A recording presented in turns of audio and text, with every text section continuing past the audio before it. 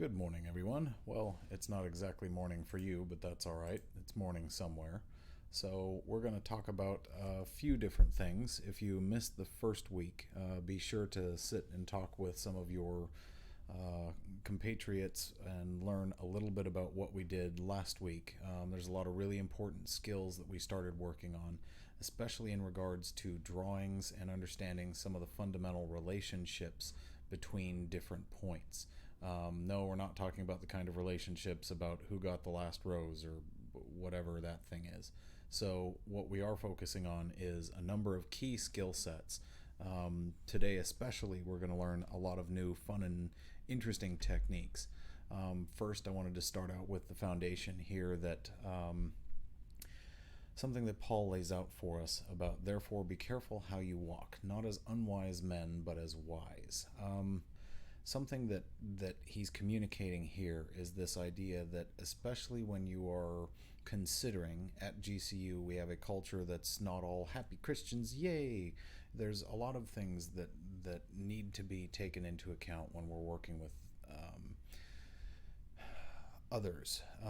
The idea is that we are trying to demonstrate to them what it is to be a Christian who is considering very carefully their steps. They are behaving and walking as someone who is wise. The implication there is you don't want to be never thinking or considering your steps as you go along. This is a principle that Paul learned when he was very, very young, and he would have been hearing the Psalms and Proverbs in songs and memorizing them as a kid. So this is a thing that just makes sense to him. It's something that we don't know as well in the Western Church because we just don't know the Old Testament as well. So this is something that we want to think about carefully, and we want to consider our steps. This very much has application in this course because we want to carefully consider what are the steps of each of the things that we're doing. What are the motivations behind why we start with center lines and other things that I'm teaching you guys. It's all because there is a larger purpose, but I'm trying to teach you to consider carefully what steps you are actually supposed to be taking when you first are confronted with some new type of object or model or part that you have to draw, something that you've never seen before and you have to do so in a hurry. You want to be able to carefully consider what steps are involved in that. So for the skills today that we're going to focus on, they are the smart dimension, the moving shapes around by reference points, and then the actual trimming tool. So I'm going to go over a few different things, and then we're going to spend most of the rest of the class actually practicing a lot of these techniques so that you know how to most effectively use them. So let's go ahead and open up SolidWorks. So we'll start a new part, and what we're going to do is start out, let's make sure we're all in the same unit system, because that's something that we want you guys to be starting to think about a little bit, is what unit system am I actually supposed to be using? If we're all using the same unit set, then we have a much less chance of all coming together, bringing our parts together, and having it crash into the surface of Mars. RIP Mars rover. So what do we want to be doing today? The first thing is we want to start ourselves a new sketch, right? It's our number one favorite thing to do in this class, is start a new sketch. So we're going to pick a plane, but again, thinking about some of those things that we learned last week, maybe some of you missed. There's different types of planes, and we want to be thinking about them. If you were to draw this coffee mug, there is symmetry along a certain plane, so you could either take a front-facing slice or you could take a side view slice, either way. But the idea is there is symmetry around that plane that you could take advantage of in order to draw something, whereas the top plane, it'd be much more difficult to draw this in layers from a top plane. You can, and we'll later learn how to do some of those things, but you make life much more difficult for yourself. So you want to carefully think about what you're drawing and what it makes sense to draw it on. In this case, we're just going to start with a basic front plane, and we're going to start using a couple of these skills, particularly the smart dimension, in order to start referencing and moving things. So if we're going to do a lot of reference, we want to start off with this center line. So we're going to select a line, specifically a center line, and what we're going to do is we're going to bring this out to one side. Remember our coincident point and our parallel point here. So this is along an axis.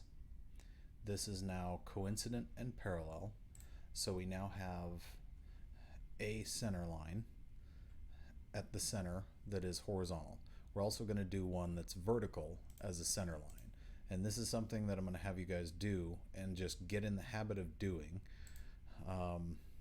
No, I'm not actually taking instructions from some evil overlord. I just have it on my second screen in order to make life a little bit easier. So what we're doing here is we're setting up a couple different center lines in order to give us a reference point to set up and move things around. This is a skill that I really didn't teach last fall when I taught this course, but it's something that I now think is really, really important for you guys. So I want you guys to use this as your just a habit now. Get into the habit of setting yourself up some reference lines always, always, always in a model. And that way, especially if they're going through the origin, which you can always check and say, hey, where's the origin? Well, it's right here. It's the blue dot, not the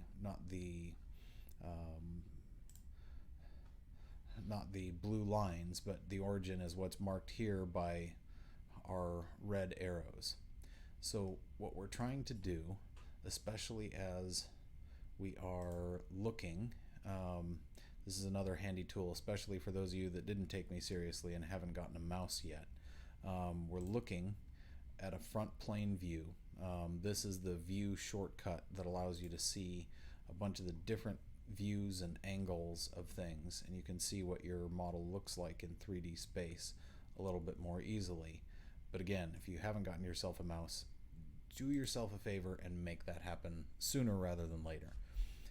Okay, so what we're focusing on is how to use the smart dimension, especially with a bunch of different kinds of shapes. So this one, what I'm going to do is I'm going to do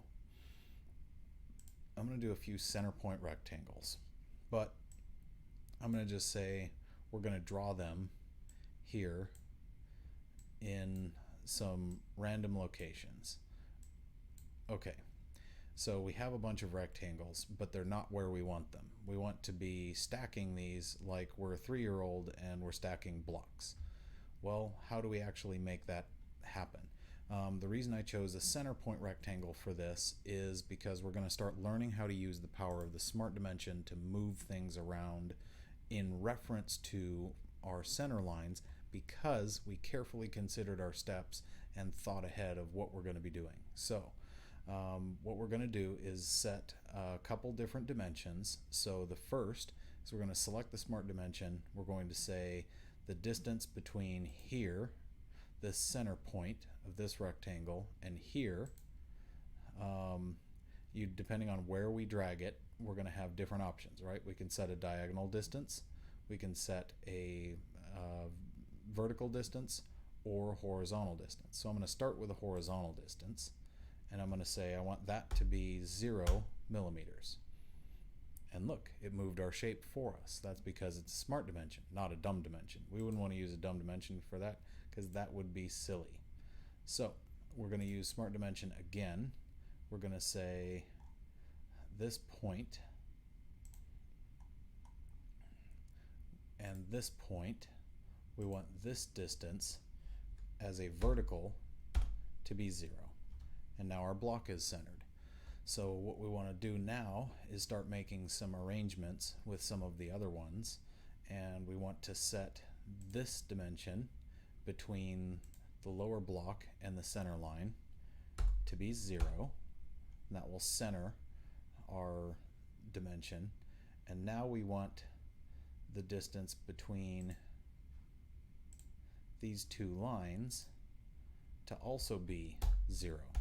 So what we're doing here is we're picking a couple key relationships between different blocks, and we're using that in order to move the shapes around our field so that we can make better use of the space that's available, and we can get the geometry that we're looking for in the end. So another one that we want to do is we want to set the distance between this and the center line to be 0. And we want to set the distance between the center point and, actually, I'm going to say between these two lines to be 0. So now those are touching. So now we want to do the same thing. We want to set the distance between the horizontal and the center point to be 0. And now we want to grab that center point and we want to say, actually, we want to grab this top line. So let's zoom in on the top line. We want to say the distance between that and this bottom line of the bottom rectangle are going to be 0. Okay? And now we're going to do another tricky one. We're going to use the smart dimension to do an angle so that we can rotate this block, because we want this to be our foundation block. So we want the angle of this to this. I'm going to have to move it first and then see if I can make it cooperate just using the smart dimension. So the distance between the vertical axis and the center point should be 0. Now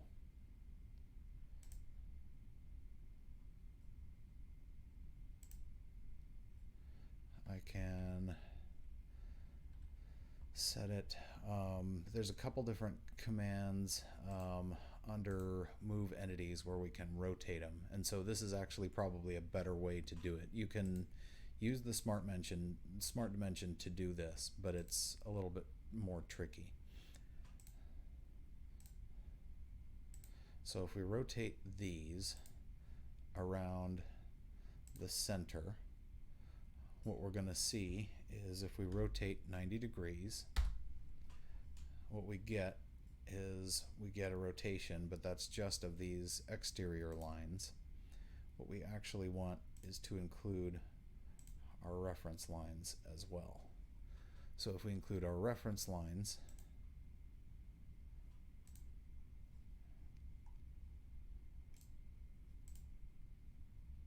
let's see. So back to rotate the entities. We select all the perimeters and the center lines, and we rotate everything 90 degrees around the center point. Then we can say OK, and see now our block is rotated. So we've done two different maneuvers, mostly doing smart dimension. There is a way to use the smart dimension to set angles, and we'll get a little bit more into that in the future. For now, what we're going to focus on is making use of some of the move entities. You can also make copies of simple objects as well. But rotate entities is very, very helpful. Stretch entities can be, although I don't tend to use that very much. So now we're going to use smart dimension again for our last move here. But I'll show you just for kicks and giggles what this actually looks like. So we select all of the perimeter and our diagonals, and what we want to do is we want to move this point to this point.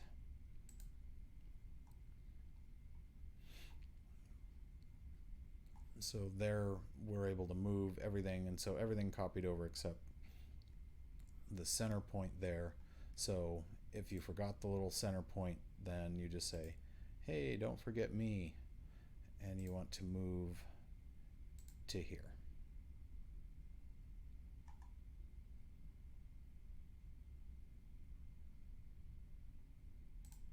There we are. So there's our center point. So now we could set smart dimension and get an intersection, but that's going to be a little bit more work. Whereas if we undo this operation as another way to do it, we say smart dimension here to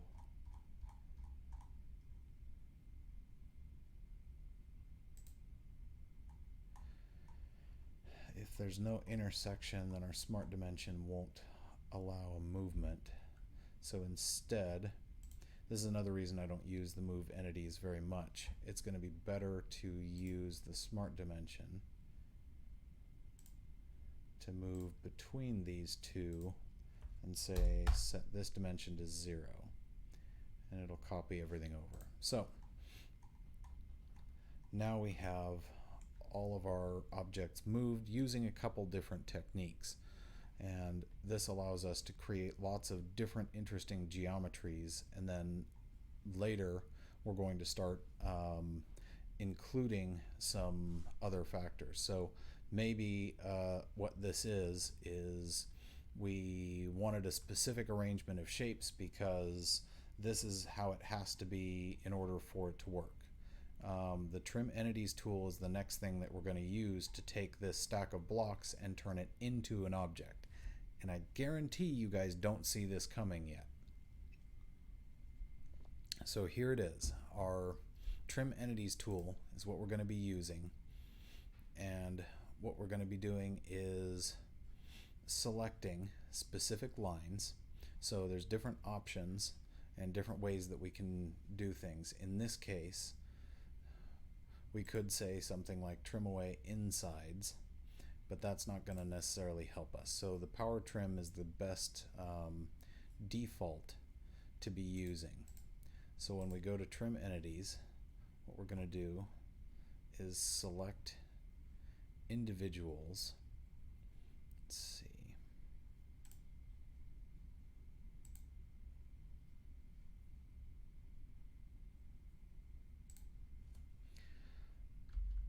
So the trim tool, trim to closest is what you want to use as your default for most objects.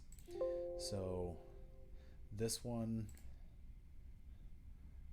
we're going to be trimming a couple of the lines from either side of the rectangle. We're going to be cutting these reference lines. Let's see. We lose too many relationships by doing that. So instead of doing that, we're going to continue trimming to closest.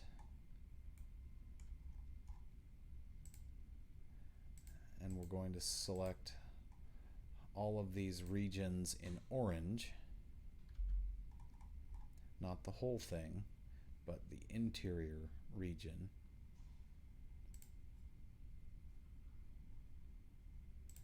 The trim entities tool.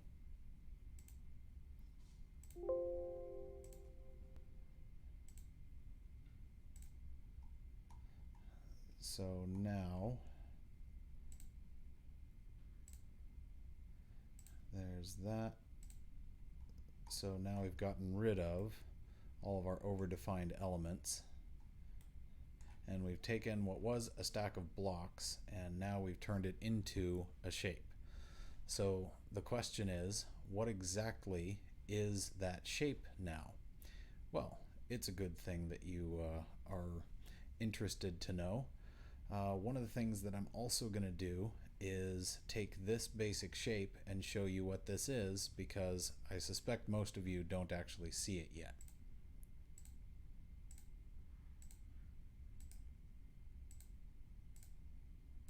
So if you trim all the unnecessary edges, some of them you may have to leave for a couple key relationships.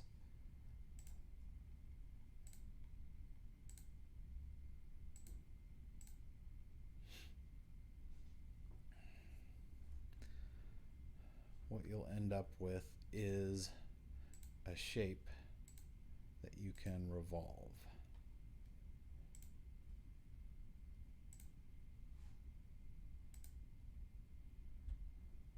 So there is a shape.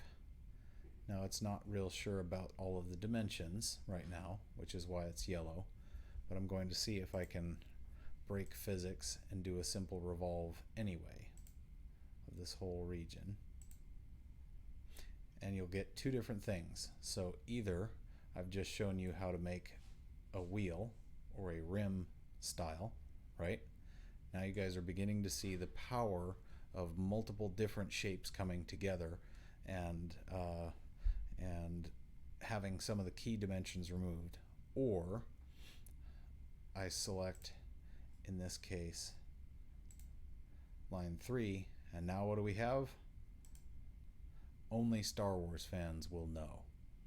And I'll leave that one there. So what we're focusing on is how to use some of these tools to get ourselves an interesting and complicated geometry from a two-dimensional shape. So what I want you guys to start doing is some practice on seeing if you can actually build a snowman, and then from there you're going to be making not just a snowman but also a snowman with a bow tie.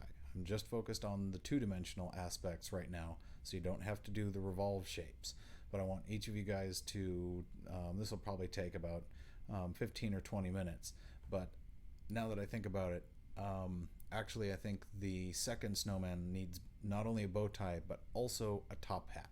So you guys are going to have to use all of the tools that we've just learned about and focus on making each of those two objects in order to satisfy the criteria for today. So this will be the bulk of the rest of the class for today, is focusing on actually using those tools and seeing what different geometries there are. So at this point, go ahead and pause, and we'll come back for day 2 later.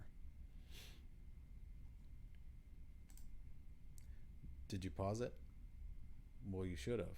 Well, hurry up and get back to the computer so you can pause it. All right. We're going to assume that we're now on day 2. Here it is. So day 2. Welcome back. Hopefully you guys have survived the rest of the week. We're going to learn some new and interesting skills today, specifically about curves, arcs, straight slots, offset sketches, as well as partial ellipse, and then looking at the 3-point versus the tangent arc, so that you guys can see, especially given what we learned the previous day, what we can do with some more interesting and more complex shapes. So there's a few different ways to approach this, but the curves give you lots and lots of interesting ways to actually come up with the same sorts of geometries. So let's go ahead and open SolidWorks and get a little skill focused practice, and be sure especially that you guys are taking advantage of the resources available to you, so that you're not just missing a lot of information. Dr. Kortowitz, Dr. Williams, Dr. D, Dr. Kong, myself are all more than happy to help you guys when you have questions. We want you guys to be successful, and that's why we're here in the first place. So be sure to make use of those resources. All right, so back into SolidWorks. We're going to work on the second part. What we're focusing on today first is we want to look at curves. So again, I want you guys to get in the habit when we start a sketch. For this, we'll go ahead and stick to the front plane for now. We're going to set ourselves up a couple reference lines. So just a couple quick center lines as reference points along our origin. That'll help keep us grounded on all of the different kinds of things that we're making. So there's a couple things that we can do with this. One of the first is we want to set up curves and arcs. So we're not talking about things like the perimeter circle this time. We're mostly going to focus on the arc tool. So this is how we generate a lot of curves. We're really not going to focus a lot on splines, although they can be, as it says here, equation-driven curves. We're going to focus mostly on center point arcs for the kinds of things that we're doing. Sometimes there's going to be a 3-point arc. So what are some of the differences between them? Well, a center point arc, you pick a center point. So again, we have our concentric relation there. So we set up some radius, and we have, depending on which direction we go, we have the option of how many degrees we want in each of the circles. The center point arc is really, really useful for many, many things. We're going to learn a little bit later about a sketch fillet, which will allow us to do some similar things, as well as a sketch chamfer. But we're going to focus primarily on these three today. What is the tangent arc? Well, this is something that is going to be concentric to this line, and it's going to be tangent to a line. So you see, no matter how I'm moving this, there is a tangency on the point that I selected. So that curve, no matter what shape it ends up being, no matter what scale or size, this ends up being tangent. So what I can also do is I can set it up to be coincident here with another point on this arc. So now, depending on which direction I'm trying to set up a relation, I can set up multiple curves. So this is going to be especially helpful for you guys later on for when you are developing some curved shapes. You can create all sorts of things. If you wanted to make something roughly like a yin-yang sort of shape with a lot of compound curvature, tangent arcs or 3-point arcs would be very, very useful for that. So what about the 3-point arc? What does that actually do, and what does that look like? Same sort of thing. You start out with a center point, or in this case an edge point, and you pick the plus sign is whatever your center point is going to be. So you're picking sort of the top part of the arch of your circle, in this case, or of your arc rather. So you're picking the top point, and then you're setting, or in this case you're setting the second end point rather. So you're setting the second end point, and then you're setting what the sweep looks like. So what's the overall angle? So if you want it in a line between, you get a perfect semicircle. If you want it at a 90-degree angle, at a reference like this with 90-degree angles, then you can have a 270-degree arc, and you can go all the way up to never quite 360, because you'll never quite get there, but you can get pretty close if you get to be big enough. So here we want maybe a partial arc, and we don't want it to be at 90 degrees.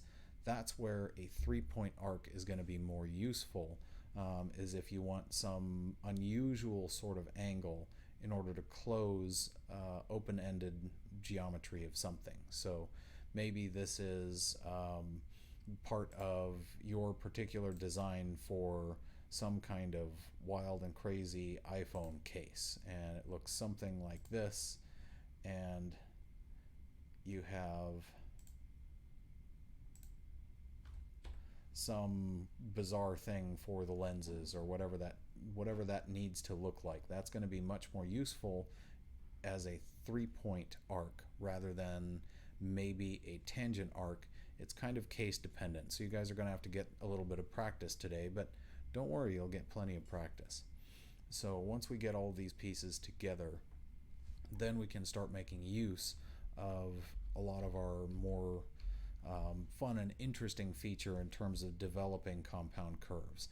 And we can move these around with the smart dimensions just the same as what we have in the past. So maybe we want to move this to the origin. Well, now we've changed the arc. Okay, but we moved the center point, not the end points, right? Well, okay, maybe I only actually want that to be a distance of 25 millimeters. Well, now I've changed this. But what happened is my arcs changed relationships, so the computer tried to minimize the distance between this point that was going to be tangent from this arc and the circle, which now is over here. So the computer's trying to minimize that distance, but by changing around the relationships, if you start out and set up lots and lots of curves with different relationships and you move them around, you're going to change relationships. But right now, you'll notice that this circle, even though this is incomplete, this is now a fully defined arc, whereas this arc is completely confused. So if I want to actually set this distance, I can say, let's make that 10 millimeters. And let's make this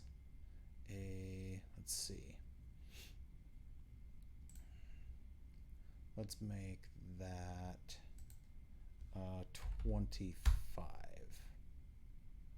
So now I have a couple relationships that I need, but now I need to spec a radius for this. And it needs to be 15.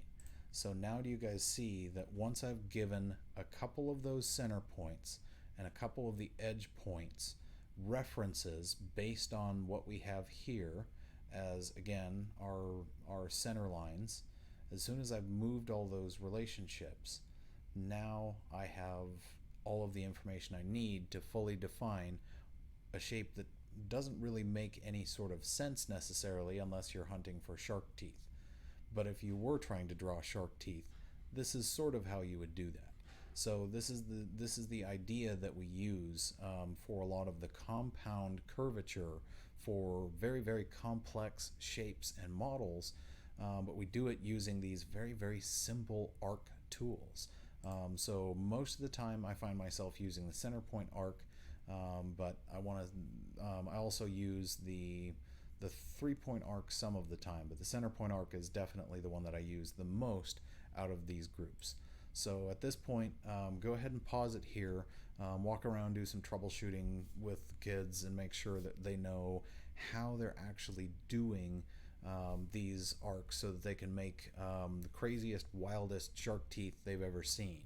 And make sure that they understand how to make them fully defined and what kind of smart dimensioning is needed to get the arcs fully defined, because you can do it several different ways, but that's what I want the goal of this to be. So let's spend about 10 or 15 minutes doing that. So go ahead and pause here.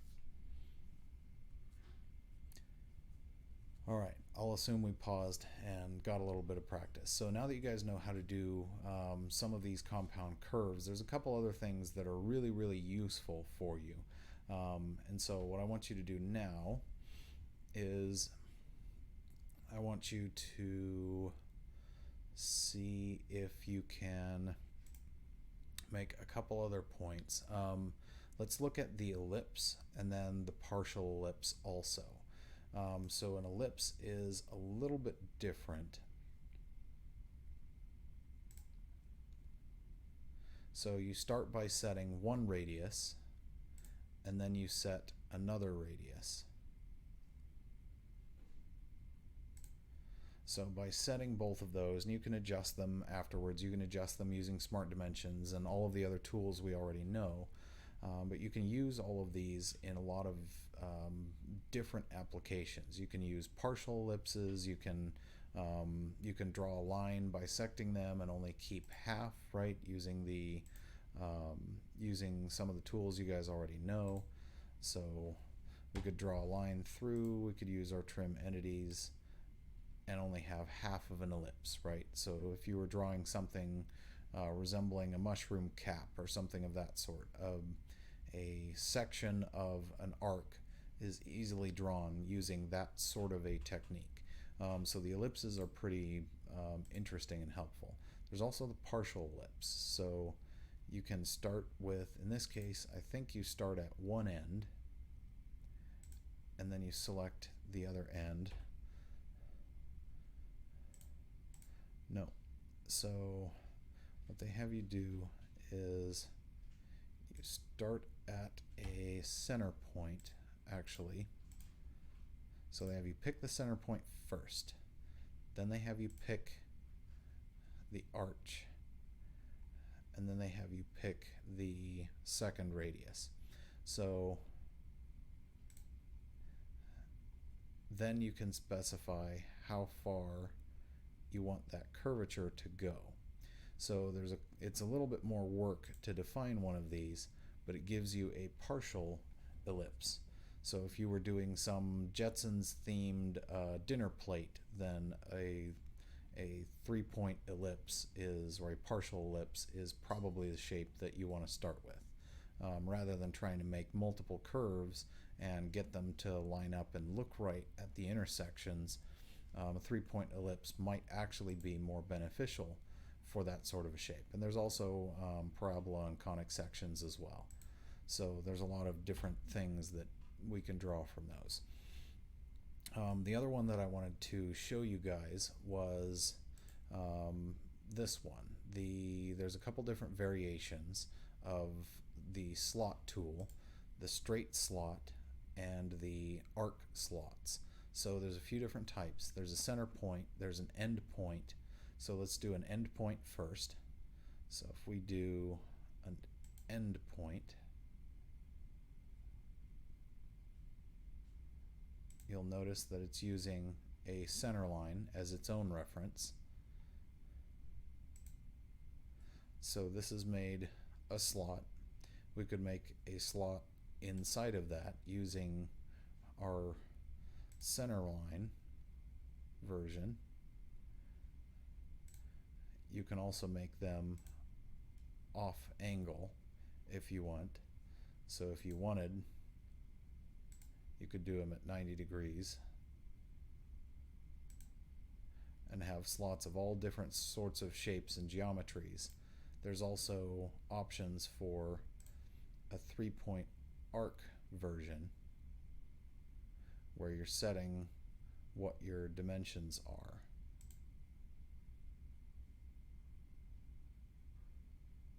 So you set some sort of a curvature and a radius, and then you set whatever the width of that particular section needs to be, and now you have a curved arch. So there's the final one where you're selecting endpoints, and so they show you what each of the points are. So you have to click a center point first. Then you have to pick an endpoint. Then you have to pick another endpoint. And this is how we create the dome, and everyone has to live under it. But anyway, the idea is this is one of the easiest ways to get an arc section. This one is going to be a little bit easier to manage, but you're going to see some instances where different types of tools like this are going to be very, very useful for things that you're trying to do. So you want to be able to use and manipulate these and move these around. And so the challenge that I have now is I want everybody to work in teams of 3, and I want you guys to each draw one part of the Mickey Mouse or Minnie Mouse head. And in order to qualify, that means that I guess if you're working on Minnie Mouse, you're going to need a team of 4 people because somebody's going to have to draw her hair bow. But I want you to draw all of those objects, and I want you to have the sketches fully defined, but then I want you to bring all of those pieces together either by a flash drive or by emailing it to each other real quick so that you can bring all of those pieces together, and as a team you will have created a Mickey Mouse or Minnie Mouse head. And that's what I want you guys to work on for this next part, is each drawing different parts of those arcs. And if they don't line up, then you're going to have to figure out why and how you would go about fixing it. So go ahead and get started and get some practice, and that'll probably take most of the rest of the time of class today. So in that event, make sure that you guys are checking the LoudCloud planner so that you know what's coming down the pipe and you know what's due, and then I will touch base with you guys next week. Oh yeah, and be sure to like, comment, and subscribe down below.